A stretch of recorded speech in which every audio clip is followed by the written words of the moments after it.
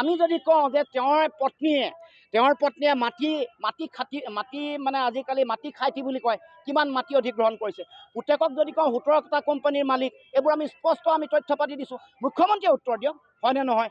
Green বাছৰ মালিক হয়নে নহয়, বা ৰিজৰ্টৰ মালিক হয়নে নহয়, আৰু বাগানৰ মালিক হয়নে নহয়, বা DC অফিচত দিয়া বলেৰো আৰু ইন'ভাবোৰৰ মালিক তেওঁ হয়নে নহয়? এইটো উত্তৰ দিয়কচোন প্ৰথম। এই উত্তৰ তেওঁ নিদিয়ে। আৰু যিটো কাম কৰিব লাগে দেশৰ গৃহ মন্ত্ৰণালয়, অসমৰ মুখ্যমন্ত্ৰী সৰব কিয়? মই আচৰিত হৈছোঁ। মুখ্যমন্ত্ৰীৰ কি ইণ্টেনশ্যন আছে?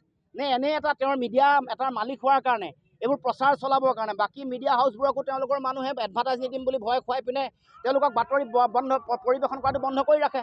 মই কয়লাৰ বিৰুদ্ধে যেতিয়া প্ৰেছ মিট দিছিলোঁ, 4বাৰ প্ৰেছ মিট দিলোঁ, 4বাৰ বন্ধ কৰিলে।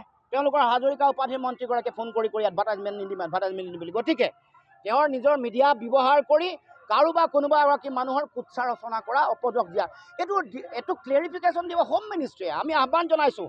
আৰু মইতো কওঁ যে গৌৰৱ গগৈ ডাঙৰীয়াই দেশৰ গৃহমন্ত্ৰী আৰু প্ৰধানমন্ত্ৰীলৈ পত্ৰ লিখিব লাগে যে অসমৰ মুখ্যমন্ত্ৰীয়ে দেশৰ লোকসভাৰ উপদলপতি সম্পৰ্কত যি বক্তব্য আগবঢ়াইছে, সংসদৰ মজিয়াত ক্লেৰিফিকেশ্যন দিব লাগে দেশৰ গৃহ মন্ত্ৰণালয়।